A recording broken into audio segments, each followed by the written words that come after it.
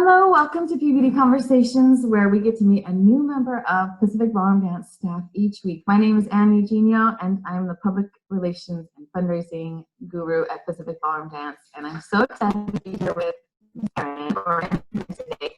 She is amazing. She's one of the first people I got to know at PBD to share a room at Nationals, and it was so much fun. Do you remember that? Yes, it was one of the best years. I loved it. So fun. We were over there with Youth Show, and they were great. They were so much fun. So that's a good memory for me. So Erin, every year is a good memory. Yeah. Tell me what you do at PBD. I know what you do, but explain for everyone watching what you do at Pacific Ballroom Dance. I am currently the Preteen Show director. Also this year, I am the assistant director to the STARS program. I also am a teaching artist with dancing classrooms, and this year I have started to do private lessons through the syllabus, so I'm available for that. Yes, everyone at PBD seems to wear a lot of hats, and you are not an exception there. That's good. So tell me, I want to start from the beginning. It's been so wonderful to hear about everybody's kind of dance story, and also, I know that you're a fitness guru, and you've been teaching Zoom lessons, Zumba, all during quarantine. So I'd love to hear about just kind of your background and what your expertise is and all of those things. Well, growing up, I trained in ballet and tap and jazz. When I hit college, I started ballroom, took some classes there, had kids, started teaching dance festivals, helped with those, and began teaching just at a studio, ballet, tap, and jazz, kind of moved into some musical theater, and then I became a Zumba instructor, and there I have taught also water aerobics and boot camps and yoga and silver sneakers, and so I just feel like I have a lot of different hats in a lot of different areas. A lot of experience teaching groups, for physical fitness and exercise and dance. I mean, that's amazing. So, and that shows because you're a teacher. We watch you. Anyone the opportunity, we watch you with the Preteen Show people, and we're like, she's so amazing with them. Like, I know that. all those patience, like patience for miles. It's amazing because it takes something so special to teach brand new dancers, and the Preteen Show kids are brand new, and also dancing classrooms are always brand new dancers that just really embrace that beginning level, and you really do. It's awesome.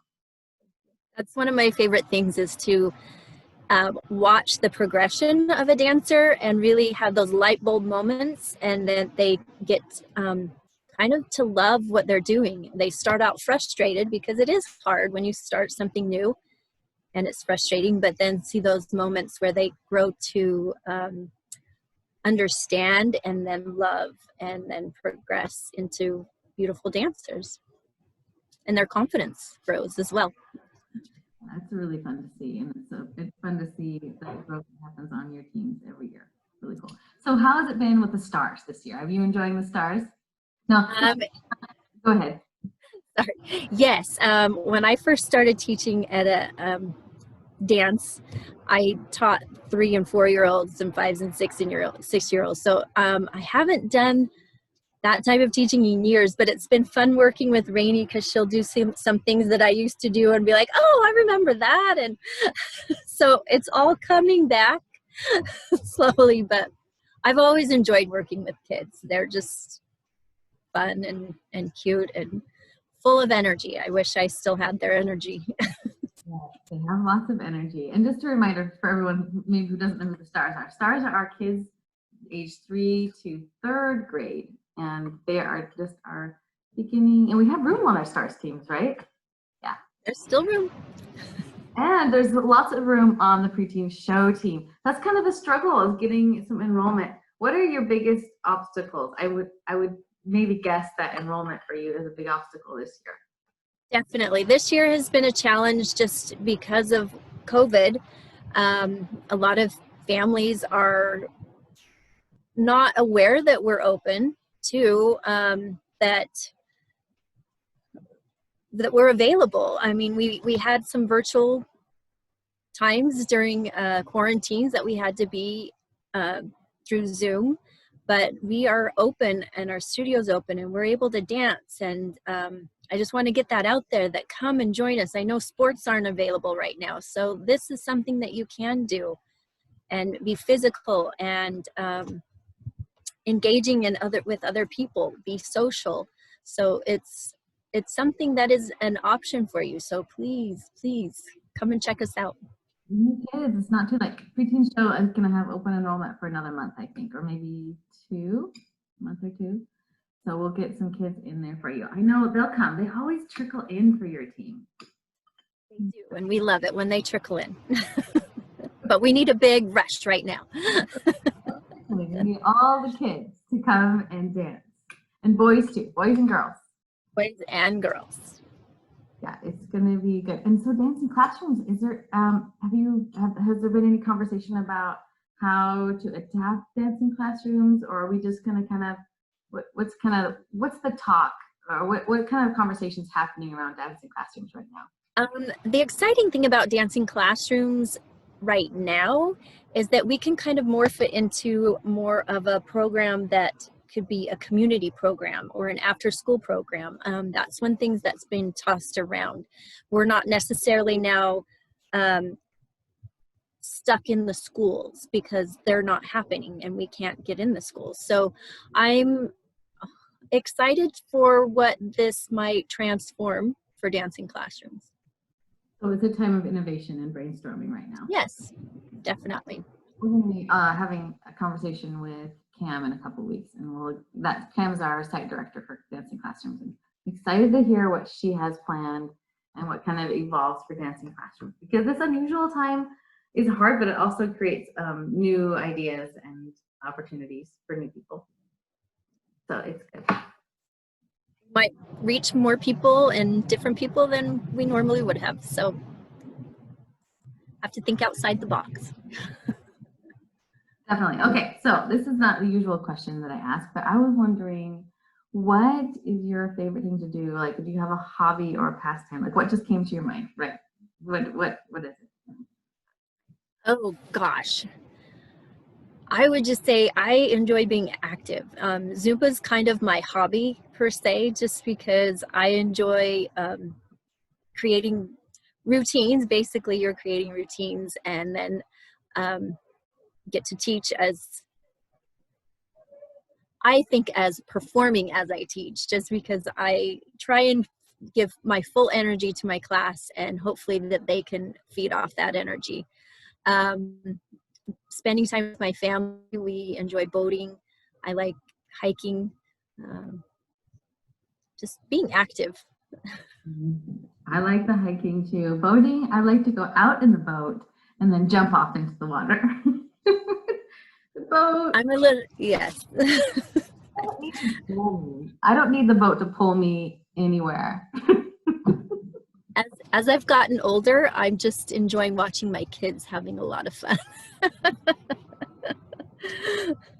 One of those strange things that happens to us as we get older. Well, it's so good. It's so good to talk to you. Do you have any words of wisdom, special advice that you'd like to share today?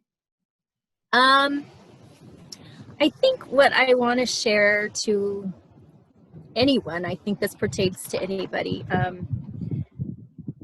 you have to ignore your inner critic. I've been pondering that a lot lately, and you know, we are our worst enemies. We say things to ourselves that we would never say to anyone else, and I find myself doing that a lot. And I just think that you gotta give yourself a break and enjoy your progress and enjoy your steps to success and be proud of what you succeed and don't compare yourself to anybody else. Yes, that is some life work to do right there, right? And I'm still working on that, so. Volleyball is a great way to practice that skill, because Your inner critic is just going to be fine. The very first time you step on the dance floor, your inner critic's going to be the loudest voice, I think, even for kids, and maybe especially for some kids. They're just going to be like, you're going to look terrible. You know, instead of the other voice that might be like, you're going to have so much fun. You're going to learn something new. So we just kind of have to let that voice kind of run in our head and just do it anyway. Crazy. But yeah, inner critic can be super, super loud and scary.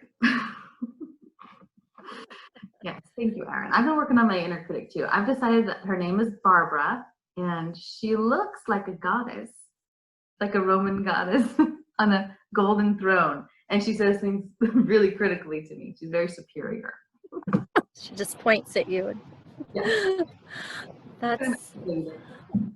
I haven't named mine fully yet. Nothing's stuck yet. Yeah.